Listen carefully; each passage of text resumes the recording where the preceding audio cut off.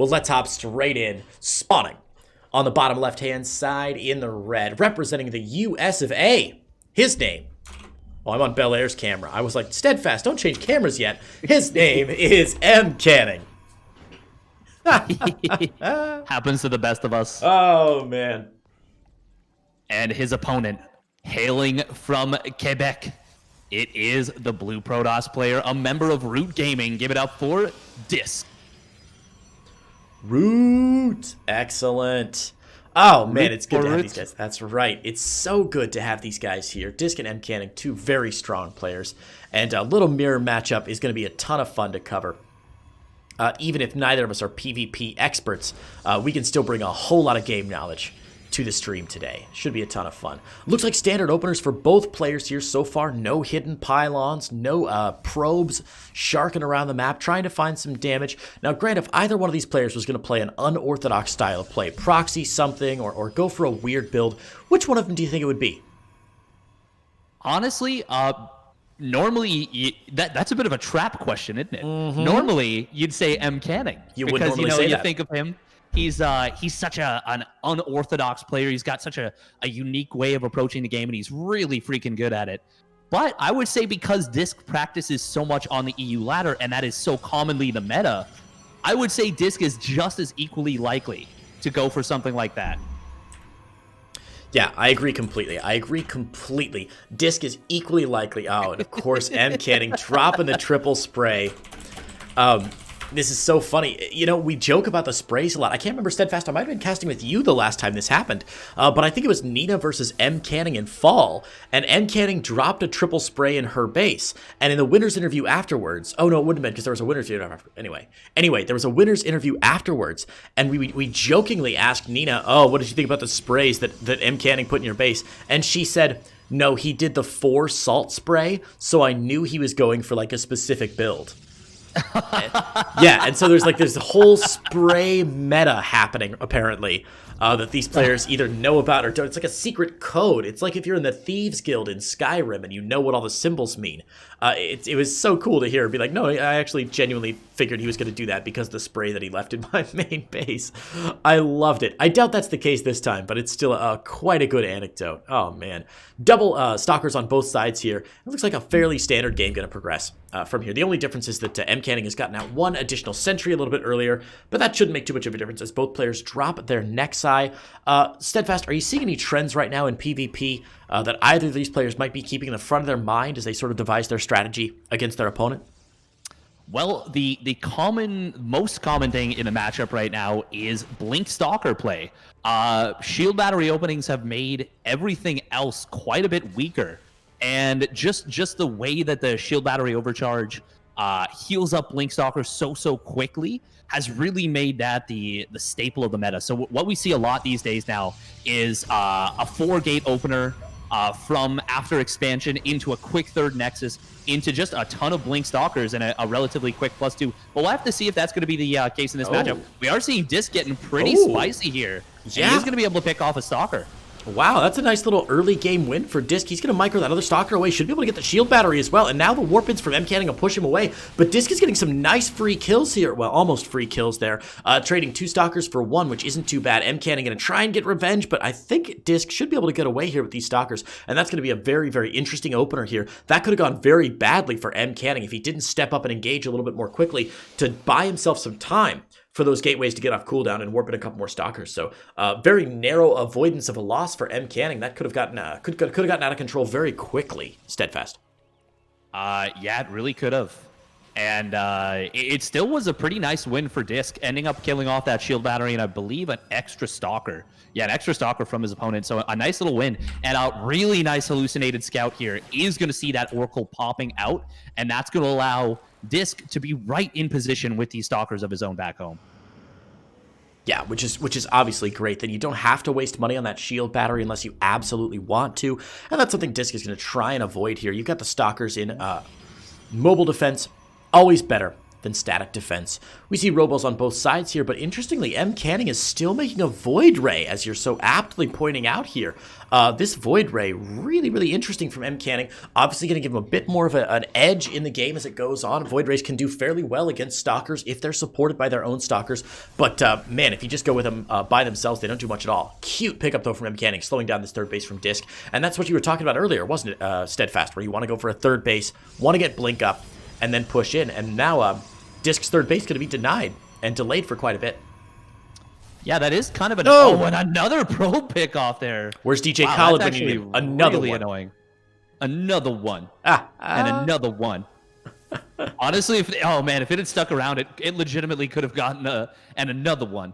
Yeah. Oh, you know what? No, it was out of energy. Never mind. DisK playing with fire, though, sending that another probe over there to unguarded and unsaved. Now, seeing one Void Ray for DisK isn't really a tell that MCanning's going mass Void Ray yet. He hasn't gotten into the main base to see the second Stargate until now. And then he's going to be like, oh, okay. Oh, I see what's happening here. Another Void Ray coming out. I imagine we'll see a second Void Ray in production quite soon. And that was a beautiful scout from DisK. But he's already got Blink on the way. He's already got +1. He's already scrubbing in more gateways. What else does DisK need to do to respond to mass Void Ray? So he can either try and hit a timing very early on, which is what he's going to try and do with Blink, and maybe get a denial on that third base.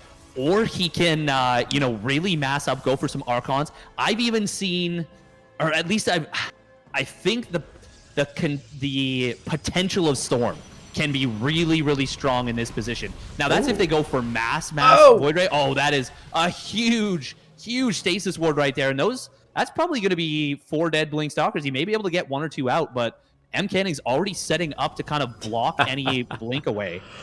I love this. This is like if you got a rat caught in a trap and he's got nowhere to go and just spread out and make sure he can't escape. We're obviously going to see an immediate Blink here. The rest of the units coming in is going to be able to get away through those Blink Stalkers. So only 1 kill there for MCanning, but MCanning's army looking quite terrifying right now.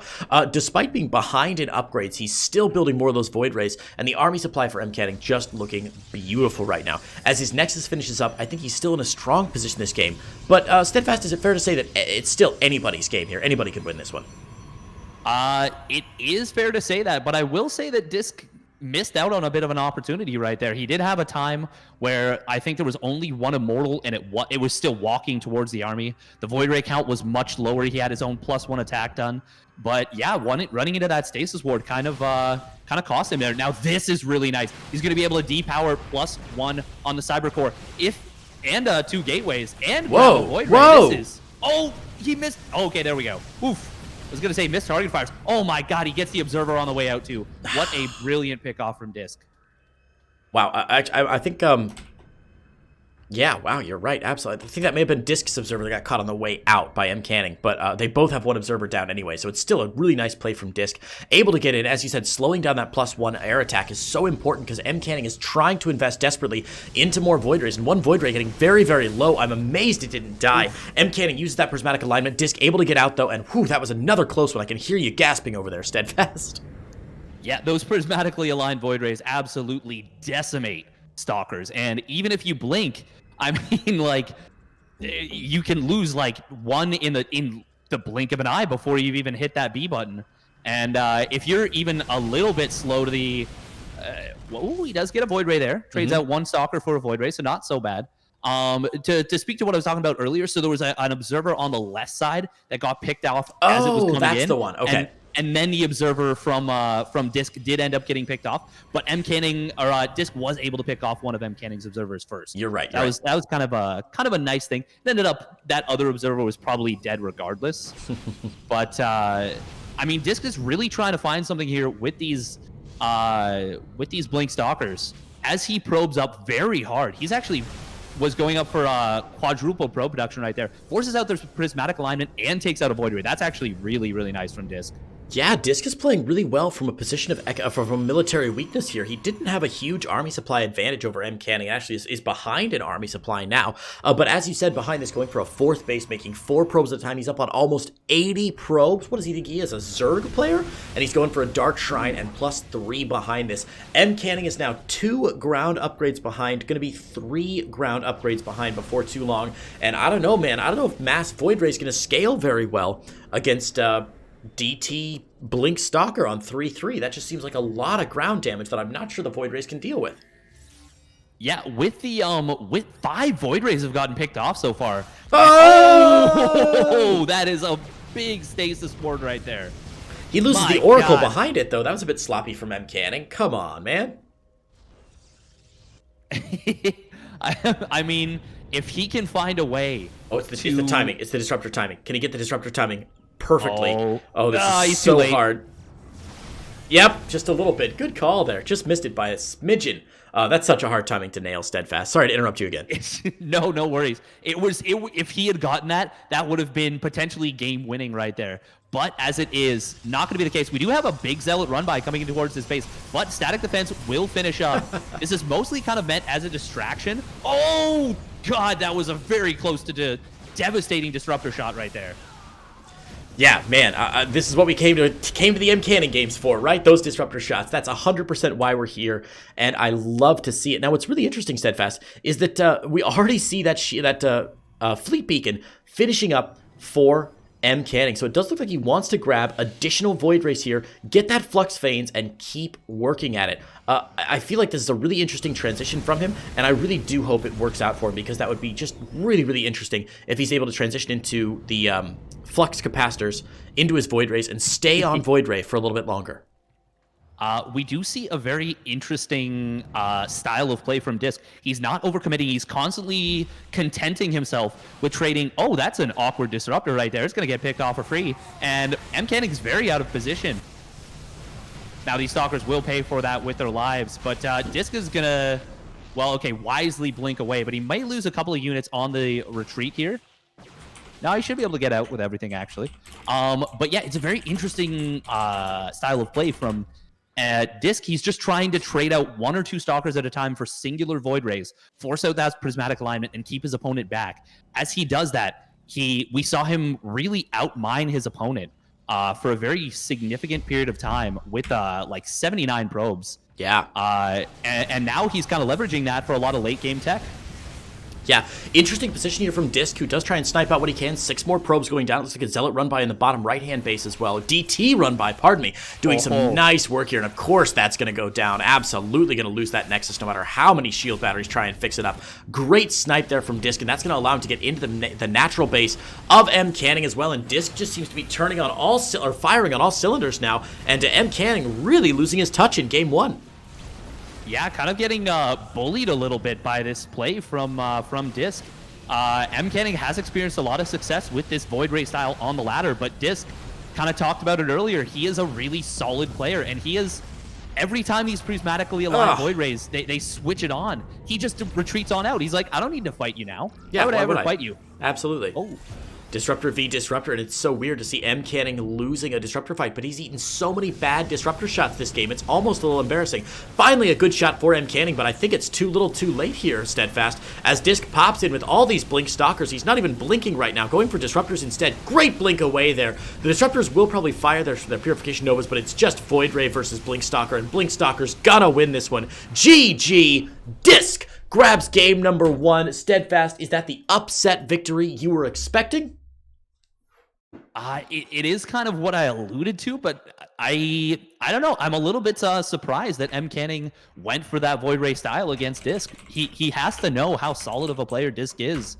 And, well, I mean, maybe if that 4th base doesn't get sniped, we see a different game, but it felt like everything just was so smooth and comfortable for DisK in that game number 1.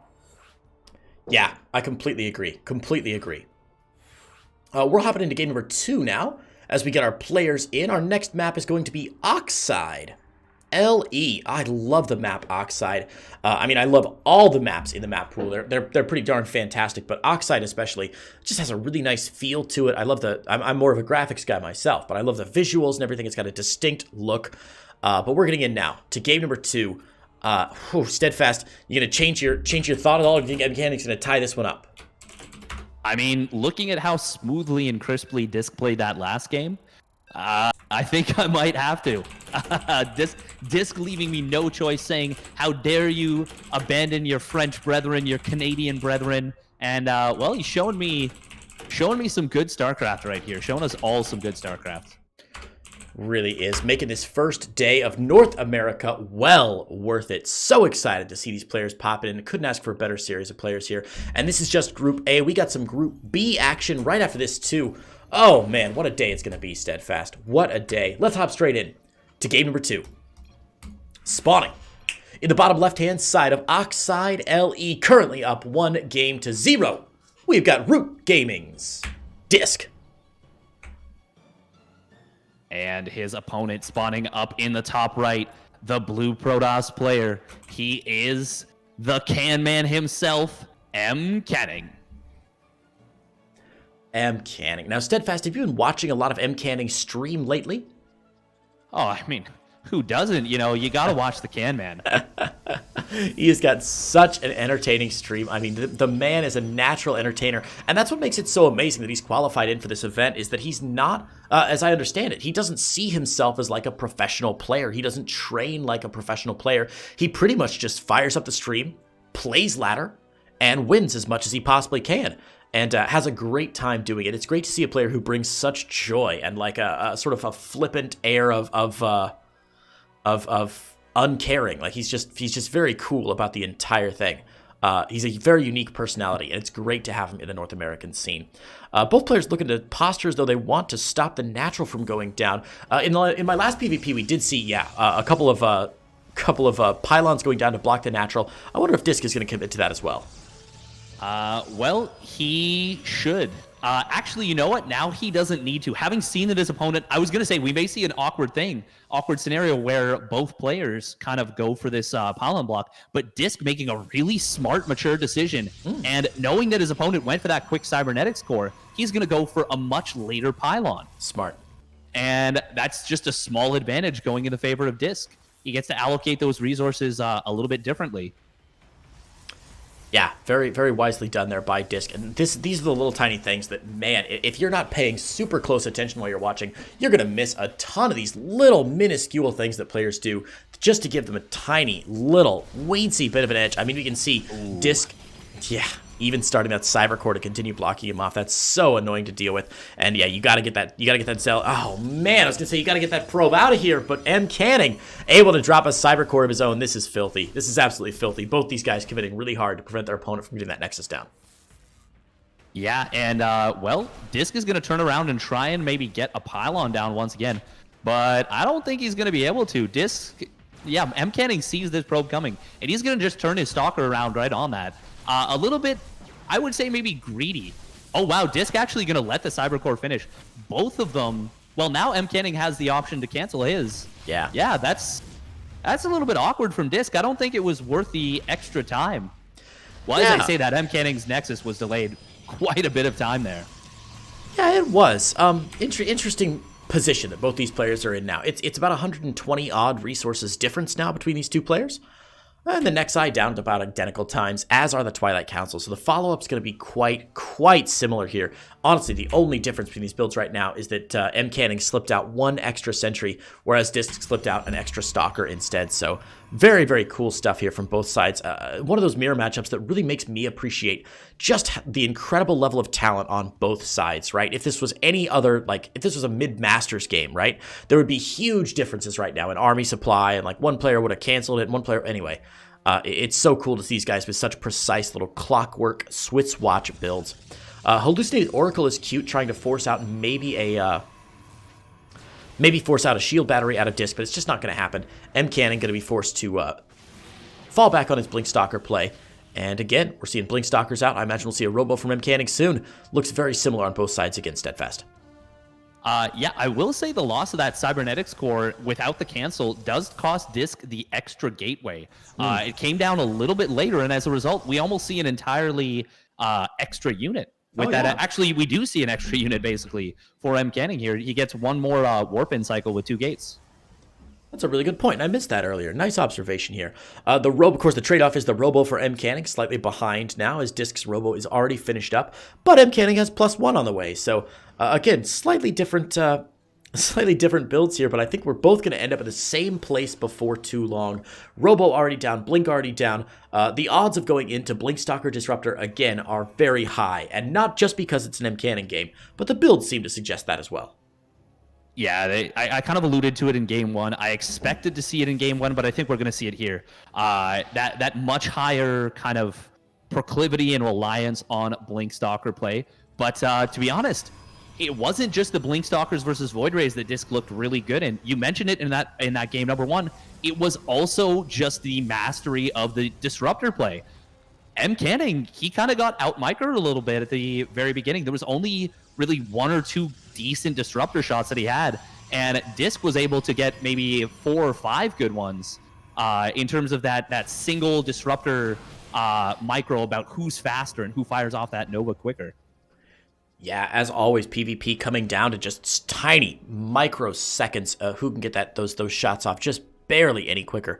I always say, I'm sure you've heard me cast before, Steadfast, but I always say that if American football is the game of inches, then StarCraft is a game of seconds. 1 or 2 seconds here can really affect you 10 seconds, 20 seconds, a minute later in the game. And nowhere is that more true than Disruptor versus Disruptor fights, where if you have an extra Disruptor out by 3 or 4 seconds, its shot is loaded up a little bit more quickly. And that can be the difference between a gentleman and a bum, as Professor Harold Hill would say. +1 finished up for MCanning. DisK about halfway behind, but DisK actually pushing in for some pressure here. This is actually quite scary, Steadfast. He's got a real possibility to get some damage done. Yeah, he's up 5 gates to 3, and he has a much larger army right now. DisK might actually just take the game right here. There are 2 shield batteries finishing up at this third base. Now that fake Immortal could actually be the saving grace of MCanning here. DisK does have a really solid potential to get something done. 5 gates to just 3 is a big difference. Even with that battery overcharge available, you got to be so careful as MCanning right now. Yeah, he's in a very fraught position. I completely agree. He's just got his third base about 3/4 of the way done here. His +1 about to finish, so there won't be a big difference. Is he going to blink straight up into the main? Oh my god, he is. Are there sentries in that shield bat? Oh my god, there are. Is blink available for MCanning? Oh my god, it is. The ramp has been force fielded here. Probes pulled off the line, and immediately DisK going to target fire down these 2 photon cannons and try and keep the pressure on. Stalker should be able to focus fire down the Warp Prism. No, the Warp Prism from MCanning DisK gets away, rather. MCanning missing a bit of a trick there, and this looks like a really good pressure from DisK. Yes, it does. Oh, and not just using that blink micro, also utilizing the Warp Prism as well, keeping those Stalker blinks off of cooldown. Really, really nice move from DisK, but somehow MCanning is actually, at least until that recent Warp-in, was ahead in supply. Now DisK is going to be probing up behind this, but so is MCanning, and this ends up surprisingly being a bit of a wash. Very well done from MCanning. That looked like it was really, really terrifying. Yeah, that was a must-win for DisK. I think he's been so far behind economically this entire game. His third base was down so much later. He had a lower probe count until just recently when he finally got up on top after killing 9 of MCanning's probes, rather. So that was definitely a must-win. I'm really not sure if DisK got enough damage done there. MCanning seemed to defend fairly well. Dark Shrine on the way for MCanning, and DisK, oh boy, no static photon cannons down here. I think 1 observer on the map for him right now. Oh my god, no observers on the map right now. DisK going not all in, but hitting really hard with these charge lots, but some DTs could dismantle him here. I would say it's actually pretty all in right now. He's on 8 gates versus just 4. MCanning focused a lot more on advancing his tech. Did go up in that +2 attack. Nice force field. Will keep this Immortal alive, but he did use his battery overcharge right there. And that is going to make this next phase quite difficult to deal with. Now he does have his first Disruptor on the map, second one on the way. And that is what DisK is trying to deal with before it becomes an issue. Oh, Warp Prism is going to get picked off here, but these Zealots in the main base, there's so many of them. Meanwhile, huge move forward on this left-hand side base. Immortal going to get isolated. Second one is getting target fire down, will get taken out, and these Zealots are shredding the Blink Stalkers of MCanning. Disruptors showing up. Will get a nice little shot on one of these units. Second one gets targeted down, though, and I think MCanning might just get broken here. 19 probes have gone down to the main base, and so much carnage in the natural. Those Zealots that were in the main just absolutely cleaning house.